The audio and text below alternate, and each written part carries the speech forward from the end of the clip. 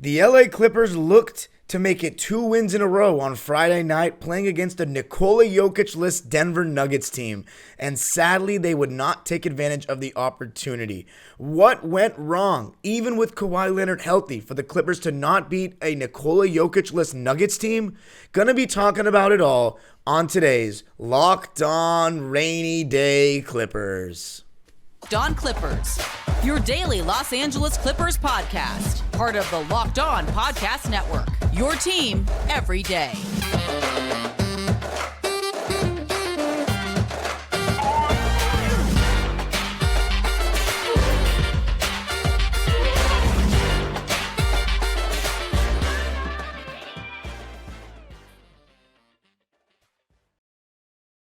Yes, sir. You are locking in with the Clips. Thank you for making Locked On Clippers the first listen of your day, your team every day. We are free and streaming available on all platforms, including YouTube. Make sure to subscribe to Locked On Clippers on YouTube and hit the notification bell so you know every single time I post a video. And comment on today's pinned question. What was the biggest reason for you that the Clippers could not beat a Nikola Jokic-less Nuggets team? Of course, no Paul George and no Luke Kennard, still out with the hamstring and calf injuries respectively, but with Kawhi Leonard healthy and the rest of the team healthy and no Nikola Jokic, who you could argue does more for his team than basically anyone in the league, maybe outside of Luka Doncic, wasn't playing. And by the way, I didn't mention it yet, but I am your host, Darian Vaziri, in my 18th season as a Clipper fan. You can also follow me on Twitter and Instagram at DimeDropperPod, and of course, subscribe to my own YouTube channel, Dime Dropper, for more LA sports and Clipper content. So let's get into today's episode. Hopefully everybody is staying dry in Los Angeles. It's a very, very wet weekend right now. It's been really tough the last couple of weeks in terms of LA weather. Don't want to sound too spoiled, but it's been pretty rainy, pretty damp. So hopefully we get the classic Los Angeles weather that makes us the greatest city in the world so soon. And right now, it's pretty fitting, representing the doom and gloom surrounding this Clipper team. In this episode, I'm going to talk about what I think went wrong from a defensive standpoint. I mean, when you just look at the score of the game, the Clippers allowing 115 points. I know they're the best offensive team in the league, but an 115-point outing to a Nikola Jokic-less Nuggets team in which you conceded 57 points in the first half and 58 points in the second half is no good. So we're going to talk about what really went wrong there, why I wanted to see more from Kawhi Leonard in the fourth quarter, and something I think needs to happen in terms of closing lineups, because it seems like every single game that we're healthy, and this is a good thing about losing games when healthy, is you get to find out things about the team down the line during the big picture and what may not work. And I'm starting to see some more things with each passing game. Let's get right into it. No Nikola Jokic for Denver. They had everyone else. And right now the Denver Nuggets are not only playing the best offensively in the league, their defense has really improved of late. And I said on the last episode that we played them when we got absolutely waxed last Thursday, that I think that their defensive rating will start to climb up. I don't think they're as bad a defensive team as everyone thinks. I think Aaron Gordon, KCP, and Bruce Brown, and when I say KCP, for those unfamiliar, that's Kentavious Caldwell-Pope, who famously won a championship with the Lakers in the bubble in 2020. But KCP is shooting a phenomenal percentage from three this year at near 50%.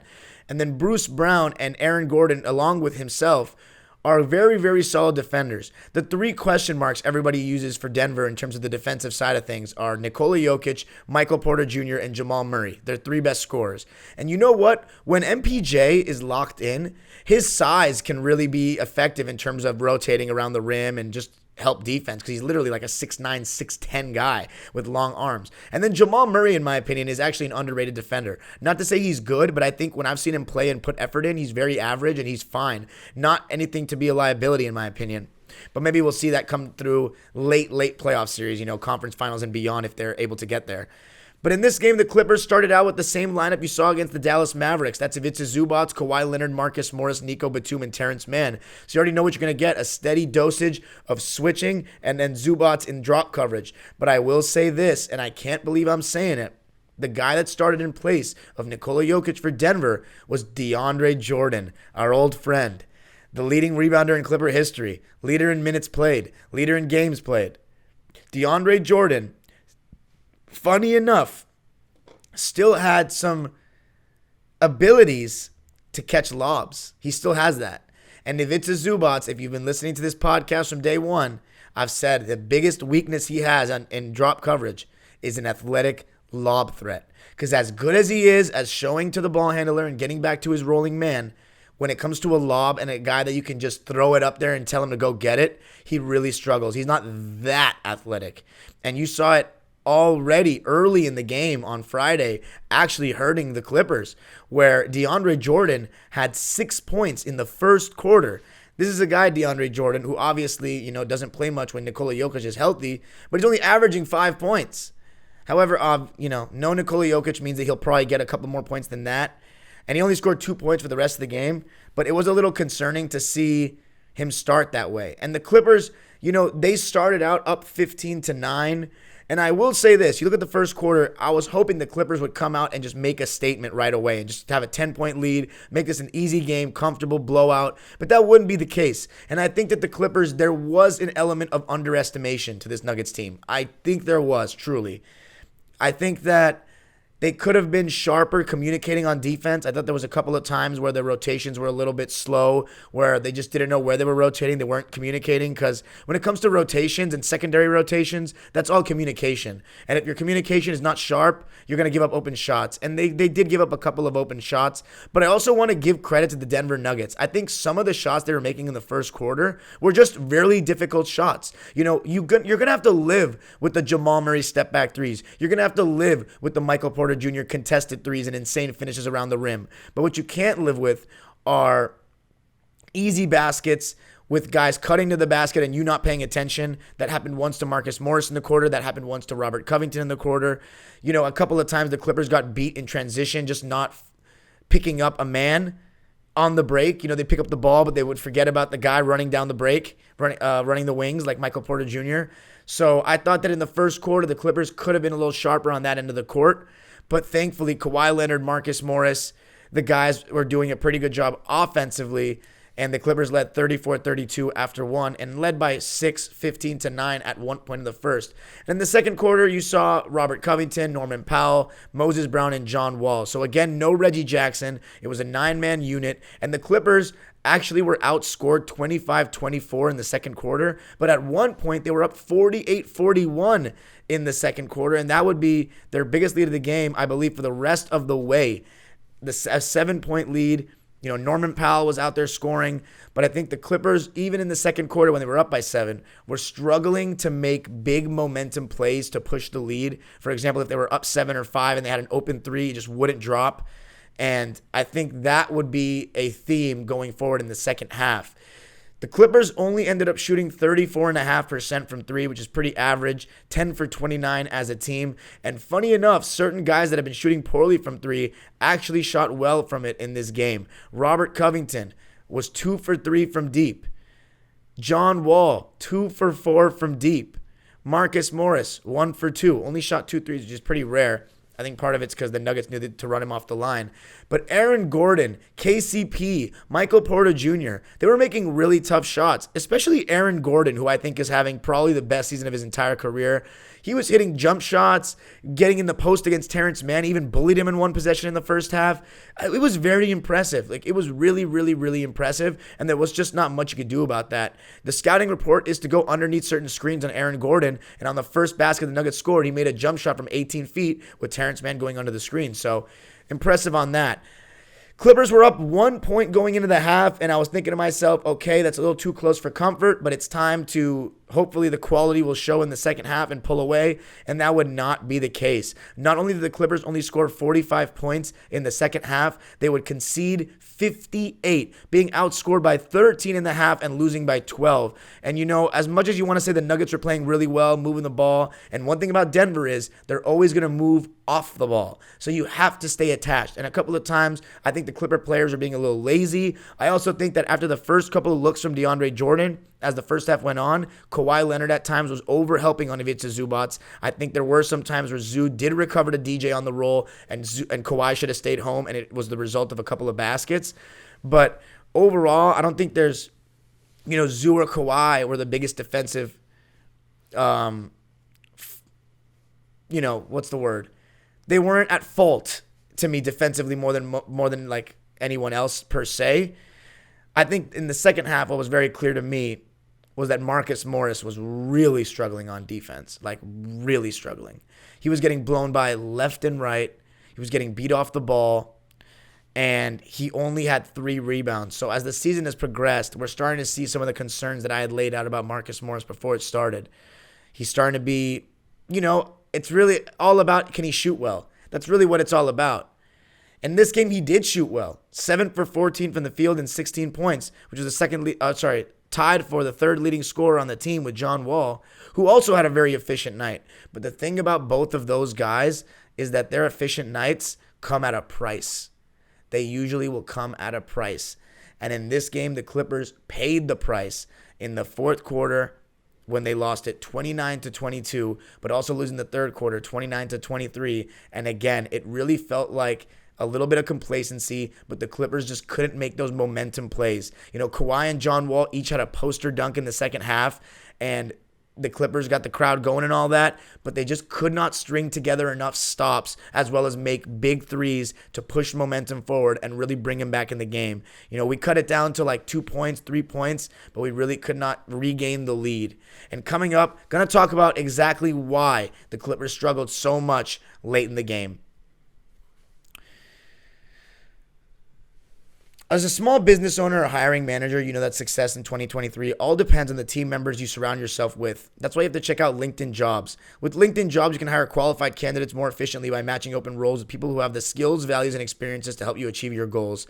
I got my Rams ambassador job on LinkedIn. It was a pretty easy process, but it's not just about people looking for jobs. If you're looking to hire someone for your business and company, then LinkedIn Jobs helps you quickly attract qualified candidates to your open jobs with targeting tools that go beyond resume data by using insights from your job post company and their 875 million member profiles to put your post in front of the most qualified candidates. And LinkedIn Jobs makes it easy to screen and rate applicants based on your job qualifications, all on one platform. It's 2023, it's a new year, and it's time to find the right candidates for your business. It's why small businesses rate LinkedIn Jobs #1 in delivering quality hires versus leading competitors. LinkedIn Jobs helps you find the qualified candidates you want to talk to faster. Post your job for free at linkedin.com/lockedonnba. That is linkedin.com/lockedonnba to post your job for free. Terms and conditions apply.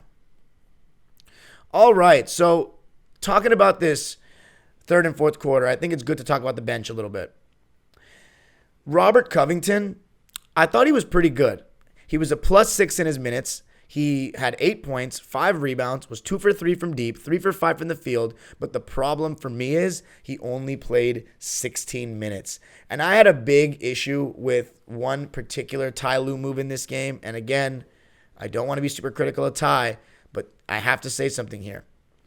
John Wall was having a very solid night for a large majority of the game. He was knocking down the three. He was getting to the rim. He was creating some good looks. He had 16 points, 7 rebounds, and 4 assists. And he actually was playing decent defense in this game. It's all effort with John on the defensive end. But he played 19 straight minutes to end the game. 19 straight. And you know what I said going into the break was that John Wall and Marcus Morris's minutes come at a price. And what I mean by that is this. For every great moment that John Wall is going to have pushing the pace, maybe knocking down the occasional open three here and there, he still does exactly what I feared when we signed this guy. And that is he will take the ball away from a Kawhi Leonard or a Paul George when he's healthy. And I know you don't want the ball in Kawhi Leonard's hands all the time, but when it is desperation time and you are down by 8 points and there's not that much time left and it feels like every possession matters so much, you absolutely do want the ball in Kawhi Leonard's hands. Because Kawhi Leonard, again in this game, he had a very solid night. 24 points, 8 rebounds, 4 assists, 10 for 20, 50% from the field. He was 0 for 3 from deep, which contributed to the Clippers' cold 3 problem, but that's not a big deal when he's shooting 10 for 17 from 2. The problem is he's only shooting 3 shots in the fourth quarter. And part of the reason why he's only shooting 3 shots in the fourth quarter are 2 reasons. One, he sits out to start every fourth quarter, so he's already coming in with like 5 minutes, 6 minutes shaved off that clock. And then when John Wall's in the game, whoever is guarding John Wall is going to leave John and double team Kawhi. And that's a problem. because John is not reliable with the shot. Even last night or Friday night when he was open, he was not fully confident in that jump shot. And obviously I wouldn't be either if I were him. But that's still no excuse for Kawhi. The shot that he made, he was actually getting double teamed, and he, as most great post players know how to do, go away from the double team and spin over the shoulder that the double team is not coming from. And he scored on that. So again, for those that are saying, well, Kawhi was double teamed in the fourth, I don't care. I don't care. It's not an excuse for guys with elite post game. He needs to get those shots up. I don't care if the double's coming. You spin away from it and chuck. I don't care. Especially with Paul George out. You got a gun. 1 for 3 in the fourth. I think he may have shot one tip at the end, 1 for 4. That's not good enough. So I think Kawhi Leonard absolutely deserves some blame for the loss. You're a superstar. You have to do a better job closing the games. But the bigger problem to me are the two substitutions left in, John Wall and Marcus Morris. Terrence Mann sat out for too long in the fourth. In this game, he sat. He came back in at the end. He played 33 minutes, but I think that's 4 or 5 minutes too little. I think he should be playing like 37, and Marcus Morris. Personally, I think Marcus Morris should be playing around 26 minutes a game, 25 minutes a game. But here's the argument. If he's shooting well, which he did in this game, he was shooting well. But again, it really goes back to that defense first lens. And what was happening at the end of the game, part of why the Clippers couldn't get stops is Senior couldn't guard. They knew he was the weak link in the defense. They were putting him in pick and roll, and Jamal Murray, Michael Porter, Bones Highland, these guys were all getting what they wanted on Senior. And that causes the defense to get in rotation, leaves shooters open, and you know the rest. And the Nuggets shot 50% from the field and 42% from three, even without arguably the best offensive player in basketball. Let me read you the three-pointers for everybody. Aaron Gordon, 2 for 3. Michael Porter Jr., 2 for 8. So he was the one guy that really wasn't hitting like that, besides Bones Highland, who was 1 for 6 off the bench. But Jamal Murray, 4 for 7 from deep. Kentavious Caldwell-Pope, 3 for 5 from deep. And Vlatko Cancar made his only 3 that he took. But Jamal Murray, he just has this thing about the Clippers. He continues to just go off on us, and he's just such a special player. And I think that when you put a great lob threat with him, even as great of a defender as Zubac is, he struggles with lob threats. And Jamal Murray, you need to respect his jump shot, his in-between game. So it just causes Zoo to step up. And it just makes it tough because DeAndre Jordan's a good lob threat. Jamal Murray had 24 points, 8 rebounds, and 4 assists in the game, leading the way for Denver.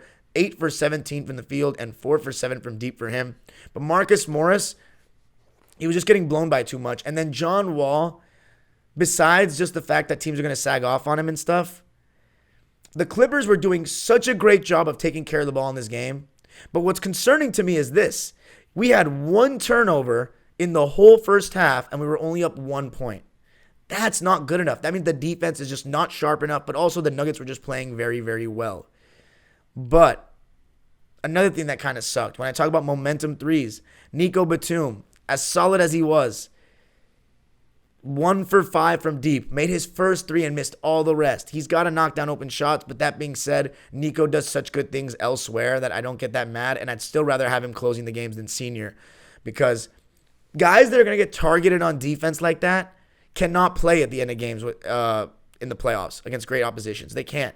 Reggie Jackson's part of that category. Luke Kennard may be part of that category, and Marcus Morris Sr. may be joining it. And when I mentioned the turnovers, in the fourth quarter, the Clippers had 6 turnovers in the fourth quarter. Part of why they only scored 22 points. And a couple of those, John Wall, one in particular was infuriating. The Clippers were down by 5. I want to say around 7-8 minutes left in the game. He throws the ball as he crosses half court to Norman Powell, who wasn't really looking. Bruce Brown gets the steal and goes all the way for an and one layup in which John Wall had the ticky-tackest foul ever. So that possession was really all John Wall's fault to me. 9 points and 3 rebounds and 4 assists on 2 for 7 shooting for Bruce Brown. He's a really solid role player coming over from Brooklyn this year. But that's just a turnover you cannot afford to have in crunch time. And it was a huge reason to me the Clippers lost the game. It was a big momentum swing. There was even one play where talk about momentum swings. Nico Batum, open right corner 3, no good. And on the other end, Bones Highland makes a pull-up, top of the break, 3. So those kind of plays were just the difference. And I also think the Clippers were second to a lot of 50-50 balls. I think that the rebounding disparity was actually even, 43-43, but it just felt like the Nuggets were sharper and quicker to loose balls throughout the game. And I just want to see a little bit more of an urgency from the Clippers, point blank. Like, all the things I'm talking about are relevant. John Wall being left in too long at the expense of Robert Covington only playing 16 minutes, I just don't agree with.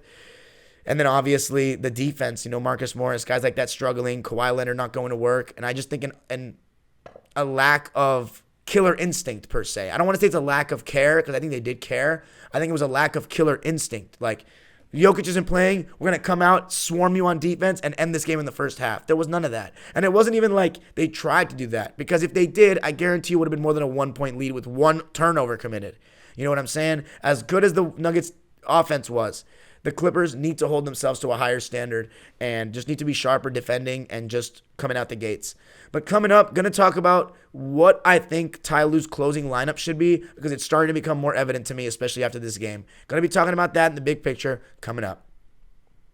BetOnline.net's your number one source for sports betting info, stats, news, and analysis. Get the latest odds and trends for every pro and amateur league out there, from pro football to college bowl season to basketball and soccer. We've got it all at BetOnline.net. If you love sports podcasts, you can even find those on BetOnline.net as well. On Saturday, a good amount of games on the slate, but the one that interests me a lot is the Dallas Mavericks and Portland Trail Blazers. It's a -1.5 for the Blazers to win. But I honestly am going to go with Luka and crew. Even though I want the Blazers to win to help the Clippers in the standings, the money line is +105 for the Mavs. I would honestly throw my cash on that. And BetOnline is where you do that. Just head to the website today or use your mobile device to learn more. BetOnline, where the game starts. Okay, so the Clippers fall to 22-22. They are 12-10 at home, which is really disappointing. The Nuggets are 29-13 and now stand at first in the West, even winning a game without the maybe soon-to-be 3-time back-to-back MVP Nikola Jokic. The Clippers now are at the 6th seed in the West, 2.5 games behind the Dallas Mavericks, and 4 games back in the loss column of Sacramento, 1 in the win column. So that's looking tough, and also 4.5 behind the Pelicans for the 3 seed. So, and half a game above the Warriors, who are on our tails. It just needs to be better than that. It needs to be, and the wins need to start coming. Like, this is kind of crazy. Ty Lue after the game said we're close to rattling off a winning streak. I don't see that, because I don't see any consistency from this team, and it includes Ty Lue. So let's start with this. This is what I think the closing lineup should be, and honestly, it doesn't matter who's hot or not. I'm going to go with this conviction. Kawhi Leonard, Paul George, and Terrence Mann should be ending every game. Honestly, I would throw Nico in there for his IQ, for his three-point shooting, for his ability to do the little things. A big offensive rebound, a big fight for an offensive rebound and get a loose ball foul, force an illegal screen, those kind of things. So you throw those 4 in there. And then the 5th is between Zubac or Rocco, one of the two. Why did I not say Marcus Morris? Actually, you know what? Between 3 guys. It could be between Zubac, Rocco, or Norman Powell. Norman Powell, because when he tries, he's actually an okay defender, and his scoring is fantastic. He's the 3rd best scorer on this team, and I think he's making that pretty abundantly clear as the season progresses. Rocco, because he's a very solid defender, especially off the ball, and he helps with rotations, closeouts, and all that good stuff, and can shoot. And Zubac, because he's the best and only true center on the team. Moses Brown did play in this game, by the way. I want to just not leave him out, and I think he was okay. He did fine in his minutes. He actually played 11 minutes, 4 points in those, 5 boards, 2 for 2, and +7. So he was actually decent. Robert Covington and Moses Brown were the only Clipper players to finish in the plus minus. But it doesn't really say much to me because they played very minimal minutes. And I think a lot of those is because they were in the second quarter lineup that had the Clippers winning 48-41. But it was just very frustrating. The Clips, we made so many plays to try to kind of get right within striking distance, and they just couldn't make the big 3, couldn't string together like 2 or 3 big makes in a row going along with stops to make that run. And I think that's what it's all about. when it comes to coming back and making runs. You got to get a string of stops and big shots together. And I got to give the Nuggets a lot of credit because for a team without Nikola Jokic, they really showed how well coached they are right now, how in sync they are right now with that next man up mentality, and how in rhythm they are right now in terms of confidence from an individual perspective. Aaron Gordon and Jamal Murray's starting to get his confidence back, and Michael Porter Jr. Like, these guys are just playing really well. KCP is playing such fantastic basketball, and they're just feeling themselves. And as I said before the season, this is a great team. There are not that many great teams in the NBA right now. There's a lot of good teams. The Denver Nuggets right now are a great team. And to me, they're the best team in the Western Conference. And everyone has doubts about their defense. I think that number will slowly start to change. You let me know in the comments, along with the pinned question. Does the Denver Nuggets defense seem bad to you? Because whenever we play them, it's not. Maybe that says more about us than them. And I think it's part of it because we have a lack of downhill speed. And I think that they struggle with some quicker guards at times, and we don't really have that. I mean, John Wall is one, and they kind of did struggle with him in ways. But again, the reason why I don't want John Wall closing games is because I've been watching basketball for a while now, and the ball tends to find non-shooters at the end of games. That being said, also a tendency potentially to do a little more than he's supposed to because he's John Wall and he still feels like he's that dude in ways. And then defensively, he's a little lazy. So Norman Powell, Rocco, or Zoo need to be ending the games alongside Kawhi, Paul, Terrence, and Nico. That's my opinion. Let me know what you think. This was a terrible loss. I'm not going to sugarcoat it. It's a really bad loss. It was a golden opportunity for the Clippers to get 2 wins in a row and then go into Sunday's game against the worst team in the league in Houston. The game is in LA, but I'm saying against Houston and get 3 wins in a row. But no, they couldn't do it. Very disappointing. 500 team, 44 games into the season. We have 37 games left. And if we are to accomplish my dream of 52 wins, the Clippers need to go 30-8 from this point forward. So 38 games left. 30-8. I don't see that happening. I don't see the Clippers getting 50 wins, which is really disappointing to think about. But all I can do is go one game at a time and look forward to the next. Am I losing the faith? No, because if 49 wins or 48 wins gets us the 3 seed, I'm okay with it. But at this rate, I really don't know if it is. And anything lower than the 3, I don't think will be enough to win the championship. That's my opinion. But let me know what you think. Follow me on Twitter and Instagram at DimeDropperPod. Subscribe to Dime Dropper for all Clipper, LA sports, and basketball history content. And, of course, let me know what you thought was the biggest reason the Clippers lost this game. You could also elaborate on what I said about the Nuggets. Do you think they're actually a bad defensive team by your eye test? Forget the numbers. By your eye test, are they a bad defensive team? Because to me, they're not. And I think they're going to continue to improve on that end. But that's it for me. Make sure to subscribe to Locked On Clippers and turn that notification bell on. The age-old proverb continues. Go Clippers. I might as well read a little bit of stats at the end. Norman Powell, the only thing I have any complaints about with him is that he wasn't hitting his threes. He was 3 for 9, and that's a lot of threes personally. But honestly, I didn't really have a problem with any of them in live time. 18 points for him on 7 of 15 shooting. John Wall, 16 points, 7 boards, 4 assists on 6 for 12 shooting and 2 for 4 from deep. And I basically said everyone else. Terrence Mann, 8 points on 3 for 7 from the field, 1 for 3 from deep. Could have used one of those. 8 points, 2 rebounds, 4 assists. And Zubac's just, again, one thing I'll say about Zoo is when he doesn't play well, he really just plays like a different player. He needs to find a way that when he gets up to a bad start or something, he needs to still stay mentally in it and aggressive because I feel like there's just 2 Zubac's. There's one that's an amazing, dominant force. Then there's one that's just a passenger. And we got the passenger one on Friday night to me. 6 points and 7 boards for him on 2 for 7 shooting in 28 minutes. Just not enough. But that's going to do it for me. The age-old proverb continues. Go Clippers. Got to bounce back on Sunday against Houston.